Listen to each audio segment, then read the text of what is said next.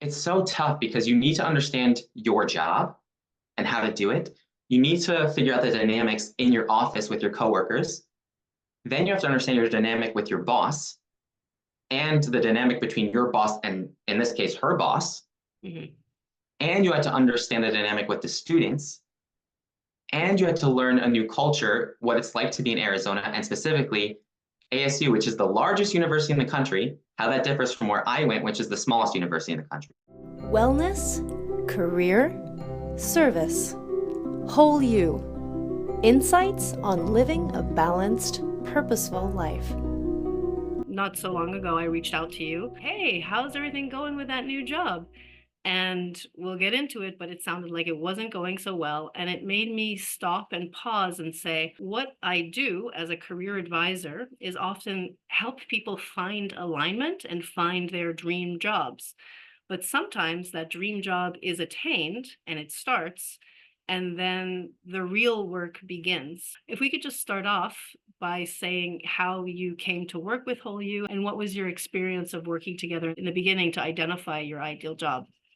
What I was really looking for was a very particular career that fit very particular things that I wanted. I wanted to work in the Jewish world and I wanted to help people, specifically face to face. And I knew that broadly speaking, I wanted something that would push my career forward in a way that felt like a career versus just a job. And so I went out searching for help because I knew I needed the help to take that first step and also to hone in on what my resume should look like and kind of work through the kinks. And I found your website and you were local. I was living in Cambridge, Massachusetts at the time. And I reached out and it's been lovely ever since. I remember having this epic first conversation about you telling me about all of the things that you're interested in. And I think that that's the kind of people that gravitate to the work that I do with Whole You. It serves the world, as you're saying. It's deeper. It's even spiritual in your case. Something that we were talking about at the beginning. Well, should you be starting a business? Should you be looking for a job? So we were on that edge. So it might be helpful for our listeners to hear about the decision making process and why you chose what you did. I am very entrepreneurial at heart. And so one of the difficult decisions I was making is, do I branch off on my own? And if so, what would that look like? Or do I go for something a little bit more steady that permits me to employ the entrepreneurial characteristics in just a more tailored setting? So that was my initial first fork in the road. And you helped me kind of work through that. We initially decided, okay, it was good to get something more stable. I wanted a location to go to on a daily basis, and I wanted to work with people off the bat. Mhm, So that's what we did. Some of mhm. the interests you were alluding to is I actually have many, and that's been a point of pride and also something that has been difficult to navigate in terms of making money. I am really big in the outdoors. I led canoe trekking into the backcountry of Canada. I am highly interested in theater. I just finished writing a play. And so all of these interests were floating in my head, and I needed to funnel them into something practical. Your other joy is community engagement, particularly with the Jewish faith. And so it just came to my mind, oh, I remember when I was working at Harvard College, working for the Foundation for Intercultural and Race Relations, we dealt with different student groups, and one of them was Hillel. So I think I had mentioned that as, have you looked at Hillels around the country? And you seem to like that idea and took it further. My father had always mentioned to me that I would make a good Hillel rabbi because I also went to rabbinical school. I did not want to be a Hillel rabbi, but the idea of Hillel seemed interesting. But I didn't give it much thought for a couple of years, and then you mentioned it. I was like, okay, now I should actually take a look into the organization. I found the organization to be one that I really appreciated from the inside. I went to college. Of course, I knew what Hillel was, but how it functioned as an organization was new to me. And the fact that they not only offer religious events, but also social and cultural events as well was highly interesting to me. So I remember when you said that, it sent a little bit of a light bulb off in my mind, and I said, hey, let's check this out. And I remember when you were job searching and applying for jobs and interviewing, we touched base several times as, we were getting so excited and this is the one and this is the one. And then wait a second, it didn't happen. You were a finalist.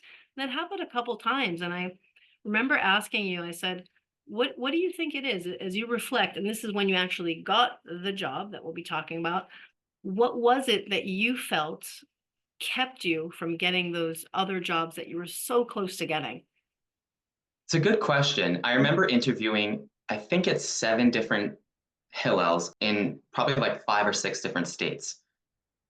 I got to the 4th round and in at least 2 places before landing the one that I ended up taking, which was after 7 interviews. And so during the process of interviewing so many times for so many different versions of Hillel, it became apparent to me that there were 2 things that they were looking for. One, was I prepared for the interview? Did I do my research? Was I aware of who was working there and their organizational practices? And the second is, why do you want to work at this one? Why do you want to live in, let's just say, North Carolina or Maryland, or in this case, Arizona? What is drawing you to this place that will comfort us in knowing that you will stay here? Mm-hmm. At the beginning, I don't think I was fully prepared for a lot of the interviews as well as I was towards the end. And so reflecting back, there were definitely more things I could have done to prepare. But if you're looking at the second thing is, why here? Is it a good fit? At some point, there's just nothing you can do. They're looking for something specific. It's like casting in a play. They're looking for something specific. If you don't fill their idea of what they're looking for, no matter how good you are, they're not going to offer it to you, and that's okay. Exactly. And when you shared those 2 things, I was like, oh, I know that those 2 things are very digestible and are going to be very helpful for my clients and the people I work with. So I have shared that several times. Like, I don't know why I'm not getting the job. Could it be that you haven't prepared enough? And could it be that you're not in alignment, that it's actually not the right fit? And as you were saying, your interview experience has probably improved. And that's how it is because you're learning with each practice session. We don't know that it's practice, but it is practice building up to the final performance almost, which is the job that you actually get or the job offer. You could take it or leave it, but maybe we can transition into the job that you actually took. We're going to be going in and using it as a case study to talk about our own reactions in life to a job circumstance, to a work environment. I think so much emphasis is put on getting the job, getting the resume, getting the cover letter, all this. And then we get the job, and is it a fit? And how do we find that out in advance? So if you could transition into telling us a little bit more about the job that you decided to take, why you took it, what was appealing. I ended up accepting the job at the Hillel at ASU here in Arizona. First of all, broadly speaking, I wanted a place with no winter. I wanted also a place that encouraged an entrepreneurial mindset. And on their website, they wrote very clearly that that is their mission because, or in alignment with ASU, which is #1 in innovation in the country. So I think those things drew me in particular. I love the fact that they were really diving in to, as we say, tachlis, like the real core elements of practicality. And I resented it in a way because I felt they could have been more efficient in fewer number of interviews. And at some point, I mentioned to them, I've never been to Arizona, or at least not since 2014. Would you fly me in for my final interview? But they flew me in, and that gave me a phenomenal opportunity to actually meet the students and talk with them. And I found them all very, very impressive. And that was another thing that drew me to the place. It makes a lot of sense that you would want to go to the campus, meet the people that you would be working with. And I think more and more post-pandemic in this technological age, for better or worse, maybe often worse, if people are hired sight unseen. I mean, you've seen them, but not really been with them and felt their energy. So that could be a drawback, but that was very smart of you to request coming and meeting in person. So, you both passed that test, so to speak, and met each other and everything went well. So then what happens next? Yeah, so this is where things get a little crazy. I was offered the job 2 weeks before an important conference, which was designed for new hirees of Hillel. And so I had 2 weeks to pack up everything, find an apartment in Arizona, sight unseen, find a moving company, fly myself in, try to settle down with no furniture that I just didn't bring any furniture with me, try to make new friends, adjust the climate while also trying to learn a brand new career. And instead of being introduced to the office first and the vibe and understanding the ins and outs of my job, my very first thing was to fly to St. Louis for this new hiree conference. I ended up making a tremendous amount of friends who I still consider my friends, but it was a really hectic time. And then I flew back after 3 days. And then the following Monday, I flew to LA for a second conference. Oh, wow. And then after a few days of that, I flew back. And then the following Monday, I started work. And that was also the same week that students were coming. And this rush and feeling pulled to all sides was not beneficial to me. And looking back, did not set me up for success. Right. I think once they realized that they were getting so close to the school year and needed someone, I think it accelerated the process. But this goes back to what I was saying. I think they could have accelerated the process earlier so that I had more time to find an apartment, find a roommate, adjust, settle in, and then learn the job before going through all of these conferences. So it was a little tough. I wonder to what degree employers like think of, oh yeah, this guy needs to get rid of everything he owns and move across country. And we know many people know what that experience is like, and it's you're uprooting and you're starting again. And so there has to be a lot of empathy, and maybe communication on your part. To what degree did you feel comfortable saying, "Well, I'm just getting settled. This is a lot for me. This is a lot of new data, new people, new input." Because I think everybody relates to that experience when you get a new job, no matter where it is. You're learning new processes, you're learning new faces, new names. So how did you feel? Because you're a great communicator. I think you're very articulate. It probably comes from your stage experience and theater. And so how was that communicating? I'm a little overwhelmed here with all the things that are going on. It's a great question, and thank you for the compliment. I will put it on my fridge. I think that there were a couple dynamics going on, and it was difficult for me to parse out the threads. And in terms of communicating, I was going through so much. There was so much in my head that it was sometimes difficult to understand for myself what I wanted or what I needed. And we'll touch on this later in terms of the mental health struggles I went through as well. Now, I think if I pulled back the lens a little, there were a few, I wouldn't call them red flags, but just a few warning signs. One of which was that my boss and I just had very different energies and very different communicating styles, very different ideas of what humor is.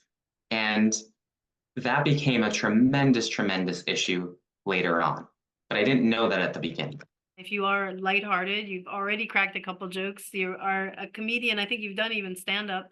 So that comes with the territory. What I'm gathering is that you might need to hold back who you really are to fit into a new circumstance. Did it feel like that at all? Oh yeah, that's what it became. Yeah. Is walking on eggshells. My former boss asked me at the very beginning, why are you not asking me for more help? And I told her, I don't have good experiences with asking bosses for help. I've been conditioned not to do that. She comes from a social work background, and she presented herself as a safe listener and someone I could open up to. Again, something that ended up not being true. But at the beginning, I was realizing, okay, actually, I have a lot of work to do on myself as well, because I am holding myself back out of trauma, fear of whatever. And as they were very happy to remind me, there were areas of communication that I needed to work on. So I feel that I am articulate, but when I'm in certain environments, my body shuts down and my mind shuts down. And I retreat into myself and I present a very different person. And that was one of the grievances they had with me within the first 2 months is, why do you seem so stiff? And I found that to be an odd thing to be brought into their office to discuss, because it wasn't intentional. When you are someone like me who communicates via jokes and humor, it is very important to understand the line that each person has so that you don't cross it. And when you are shoved into a new environment where you have 4 or 5 new coworkers, all of whom were women, by the way, each person has their own line. And then there were 100 students who knew every person but me. So I had to learn their names, identify what it is that they wanted out of their Hillel experience and how I could provide it, while also trying to navigate that line and determine what is considered appropriate in this modern day that we live in. And so while dealing with all of that at the same time, and also simultaneously being told that I'm stiff and being told that I'm not communicating properly, it's just a lot to deal with. And I don't think I was properly equipped to deal with that. Let's go deeper into that. So not feeling that you were properly equipped is a huge part of it, but feeling stiff or being perceived as stiff. I mean, I in all of my interactions with you, that was never something that I would have characterized you as. But I think we are different people in different circumstances. So I'd love to dive into what you said the word trauma, and it's really on the top of my mind lately. I'm reading a book, and we've talked earlier that we've read the same book by Bessel van der Kolk called The Body Keeps the Score. And the trauma, whether it's a big T trauma or a little t trauma, in one degree or another, we've all experienced trauma. And for example, little tiny T trauma, logging into this Zoom today, my camera shut down. I didn't know the password once again. This is so deja vu. It should feel like a normal experience. And actually, I noticed myself calming down and saying, this is something that's happened again and again. I will survive. My brain that's in the fight or flight mode is going to survive this experience because I've been through it. I think it gets easier, but you still get that trigger. It's a tiny, tiny example, but your body, to your point, your body is responding as if something is really life or death, even though it's just logging into a Zoom call. So why do you think it is that you were stiff? Can you pinpoint? Well, you actually mentioned one. You said in the past you've had bosses. They weren't great interactions, and you were conditioned to not be able to ask for help. So do you feel that that's an example of a triggering, somewhere where you were triggered? I do not do well in offices. I do not do well in front of screens. I do not do well when having to sit down for a long period of time. I'm way too animated, which is why I took the job. I was promised that I would be outside on campus 60+% of the time. It turns out I was only on campus like 20% of the time. So that was already something that wasn't going to create an environment that would bring out the best in me. It was also a very old, dingy building, which made everything worse. I'm pretty claustrophobic. And I would say that a lot of my coworkers have very in-your-face aggressive energy, and I am not like that. If I don't like something, I won't just yell it out in a meeting right at the person. But that was the way that all of them seemed to communicate, at least some of the time. And that was just another added element where I was trying so hard to be polite and not take up too much space in a negative way. So when you combined all those factors, plus my mental health struggles, plus the fact that it was a new career, plus the fact that I didn't know anyone, didn't have furniture, was still figuring everything out, yeah, no wonder I was stiff. Yeah, you were in survival mode, trying to learn and adapt to all of these new stimuli and people, and therefore your body, they were picking up on your energy and you were feeling stiff. These scenarios put a mirror to us and show us how we're behaving in certain situations. And what I'm hearing you say is this was not a fit. The building where you were sitting, the activities, you went in with an expectation of being able to meet more people, and it was just not aligned. It was not meeting that second category that you had said earlier about being aligned. Yes, you're prepared, but you're aligned and it's a fit.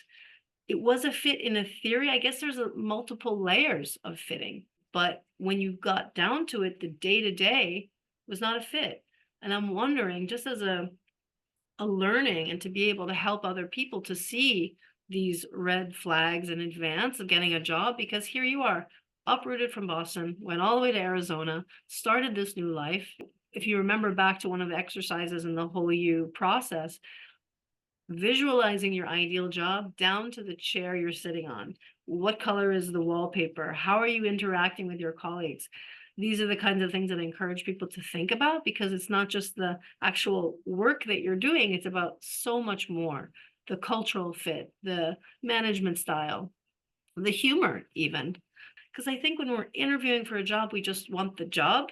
You know, we want to get it. We don't want to be rejected. We want to be accepted, and we think it's aligned. But again, there's these multiple levels of alignment. What kinds of advice or recommendations do you have for people to read between the lines and ask questions about, maybe you can even list off all of the things? Yeah, all excellent points and questions. What I would have liked to have asked at the beginning, we always ask questions about work culture. What is the work culture like? What are my coworkers like? But it's more than just what they think the culture is. It's what you perceive to be the culture. So listen to what they say, and then trust yourself to see what you see, and compare what you see versus what they say and see if they line up. If they don't line up, that's a problem. How long has each of those people who are currently employed worked there? That sometimes will tell you if there's a lot of turnover. And if there's a lot of turnover, the question is why? Mm-hmm. I think another question that I could have asked is, what do you expect from me non-professionally? So you expect all of this from me professionally. I have tasks to complete. And one of the things they kept reminding me is, you are too task focused. Think bigger. And I was like, okay, I'll think bigger. And I found that thinking bigger while also focusing on tasks that were still brand new to me was extremely difficult. And so if I had to choose one of the two things, I kind of wanted to just make sure that I learned how to do the job before I could start innovating in the job. Mm-hmm. And they expected me to be innovating from the get-go and managing from the get-go. I didn't manage people, but they wanted me to present myself as someone who knew what they were doing from the beginning. So if I could reverse engineer that into a question, it would be like, okay, there's the term manager in this title. Why? If I'm not managing people, what do you expect me to do that is different than if I didn't have that title? Mm-hmm. I think that would have been helpful to know, because it would have specified their intentions and their expectations. One of the things they kept reminding me is that I wasn't fulfilling their expectations. And it seems like I actually didn't have a clue what their real expectations were. And then once I found it out the hard way, I felt it was unrealistic. Interesting. So had I known all of these things in the beginning, I think that would have definitely helped me. They did not communicate the expectations that they ended up having? Some of the things were very vague and nebulous, like, we hired you as a manager, you need to stop asking questions. My boss said that a bunch of times, and this is the same boss who also said a couple of times, there's a barrier between us, why aren't you asking me for help? And at that point, you're like, okay, which is it? Right. Why are you being so hard on me on one side, and then also seem to present you being hurt that I'm not opening up to you? Like, what would you expect me to do? How would you respond? Mm-hmm. And I think that comes down to a whole other separate category, which is, what type of work style communication do you have? Are you someone who likes to be on top of things? Turns out she needed to always understand or be on top of every single thing I was doing at all times. At the beginning, I appreciated it because I was new. But I felt towards the end that it wasn't a, let me stand from behind you and help gently push you, or let me stand in front of you and gently pull you, or let me stand beside you and guide you, which actually is a song in Hebrew that we have. But it turns out that it was more of, are you doing it exactly the way I do it? And so it was stuff like that, which I found particularly confusing. And this actually relates to another realization, which is you just can't know everything going in. You'll never have a firm understanding or grasp of a person until you spend a lot of time around them. Mm-hmm. So on one side, you can prepare and ask better questions, which is definitely true. Mm-hmm. On another hand, you kind of just gotta see. Right. And if it works, it works. If it doesn't, it doesn't. It's kind of easy to fire the person or to leave the relationship. There's an in-between, right? If it works, great, this is fantastic. If it doesn't work, oh boy, well, we're just ending it quickly. And there's an uncomfortable middle zone. This is an opportunity for growth. And I know that that's how you described it as well. Okay, I'm trying to turn this around. This isn't working out, and I want to know why, and I want to improve. Let me try to turn things around and make it work. So when did you know that this job was not going to work out? I would say I didn't know that it wasn't going to work out until the end, possibly because I was leaving open the door of hope that things would change, and that if I fixed myself and continued to improve upon myself, which of course is a goal of mine, and I should if I'm not up to the standards in some way that they expect in a realistic fashion. If it's a new career, which it was, communicate to them that you'll need extra time to learn, which I did. And if they present the fact that they actually aren't following through with that, I think it's fair to say, I'm sorry, but that wasn't what I was expecting. We agreed on a different approach. I don't feel like I'm being given the space or the time to learn the job before you place all these other expectations upon me that I can't possibly fulfill at the same time. Mm-hmm. I also learned that you should trust your gut more than your mind, in terms of the vibes of people anyway. My body very clearly from day one was telling me that something was off. I was stiff, I was tight, and I was retreating into myself. And I was even more soft-spoken than I usually am when talking to authority or coworkers. And that was my body trying to protect me from other experiences that I've had. And I didn't really pay attention to it. I didn't acknowledge it until it was very bad. It's so tough because you need to understand your job and how to do it. You need to figure out the dynamics in your office with your coworkers. Then you have to understand your dynamic with your boss and the dynamic between your boss and, in this case, her boss. Mm-hmm. And you have to understand the dynamic with the students.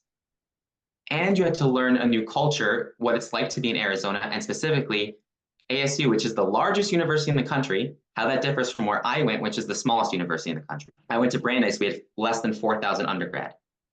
Wow. And so all of these dynamics were at play, plus my mental health. And I was just not in an environment to support any of that.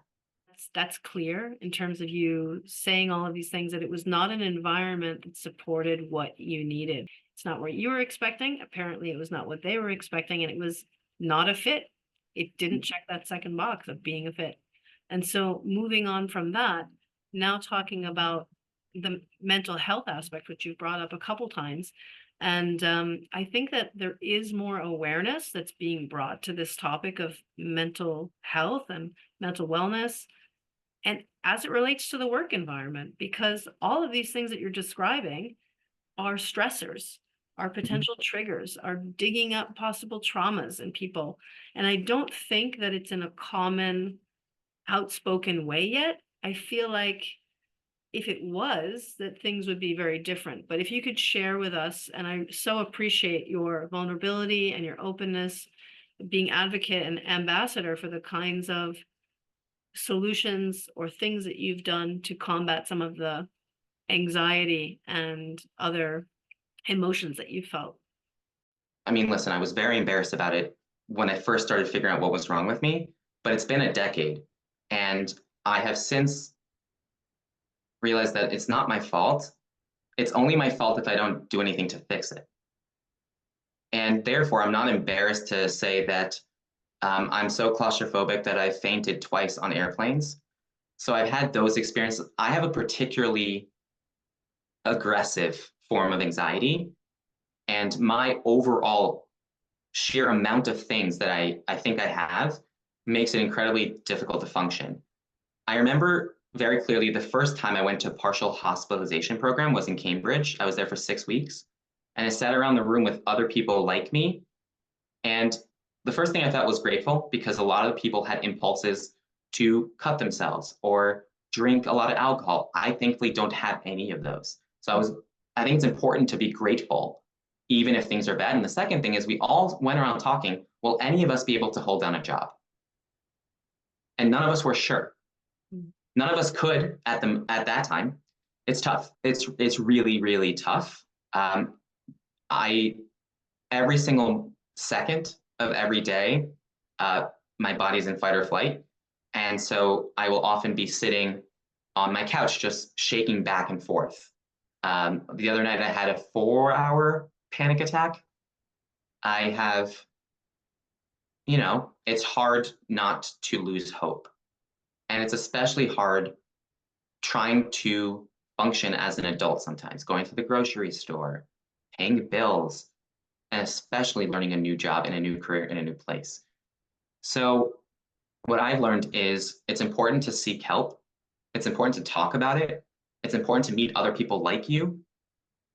And it's also important to keep trying, because I happen to be gifted with certain talents and I know which ones actually help me. It's very important to find those things in your life that take you out of your struggles. Thank you. Thank you for sharing that. And ideally, your job would be a place that would support you and be a place where you feel comfortable, where you feel you can be in joy, where you can contribute. No job that I know of is all roses.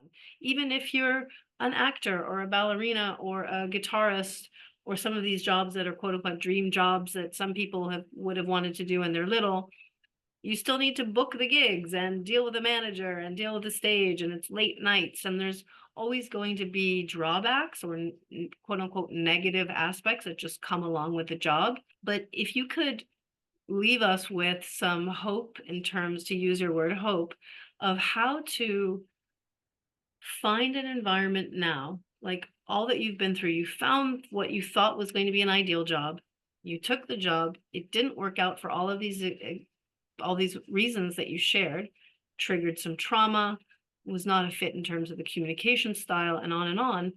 What's next? And I wish you the best of luck and peace and tranquility and solutions, well, that you can find ways of managing this. And I almost don't want to say, well, what's next after that? Not to pressure you, but I know you mentioned at the very beginning, finishing a play. What other kinds of things are you excited about, which I think will give you hope and looking towards the future and optimistic about what's to come? I appreciate you asking that question, because I believe so strongly in following your gut instincts, and I need to be creative. It's not something I could control. I used to do improv comedy for 6 years. That was an outlet. And now it's through this. So I spent 5 years writing this play, and I'm very, very proud of it. Full length, 2 intermissions, 11 characters. I know a producer in LA I'm going to send to. I am going to send it to every theater contact I have in New York. I'm going to send it everywhere. And the need for relentless optimism is strong. That type of fuel, because if you just focus only on mental health, it's just downright depressing. And also, if I don't have this phenomenally exciting opportunity to present something that I created from scratch, that is why I keep going. It's because, I also keep going because of so many other reasons: amazing friends, family, the fact that I love baseball, want to be outside, love tanning. Like, I don't know, name a thing. I love so many things. So it's Yeah, important just to keep your, keep your hopes up. I love that. I'm imagining the people that you were surrounded with in the previous program that you said they're turning to alcohol or cutting themselves or these other destructive behaviors. But research proves getting some sunshine, walking in the forest, there's all of these different ways that are going to make your body feel at peace.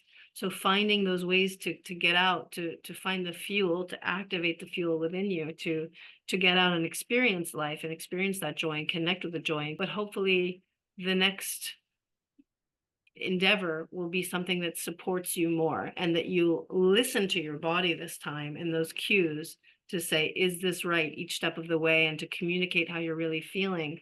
And hopefully sharing your truth will not fall on deaf ears, and that people will understand, and it will resonate, and they will empathize. But in the meantime, I think rather than drugs, rather than alcohol, following your art, putting all of your passion and creativity into your writing, into the plays, into moving people through that, I think is definitely sounds like one of the remedies. For sure. And for me, one that I failed to mention is hiking. One of the reasons I moved here. When you have such endless anxious energy, I just go on 13, 14-mile hikes. I push myself like 2,000 feet of elevation. That's it. Let's go for 4. Let's go for 5. And having an outlet where I can put all of this energy into that is healthy, it's outside, it's good exercise, you're pushing yourself physically, you have to learn to take care of yourself, you have to figure out what your body needs in terms of water, electrolytes, which type of food is fuel and which one is not, what type of safety measures do you take, how do you get out of situations, do you stay calm, do you hike with people? I hike alone, and I like the thrill of knowing that I can take care of myself out there. The question is whether I can take care of myself in here. And so finding that outlet, and in terms of speaking your truth, I knew that I needed to be in a place where I could hike all the time. And I think if anyone out there is listening, if you are going through something as severe as what I'm going through, if you have something creative that's a passion, fuel your mental energy into that. And if you have something athletic in any fashion, do that. I played basketball this morning because I needed that competitiveness in a healthy environment. I wanted people to be tough on me, but fair. And that way I can know, you know what? I'm tough enough to deal with this. What else can I deal with?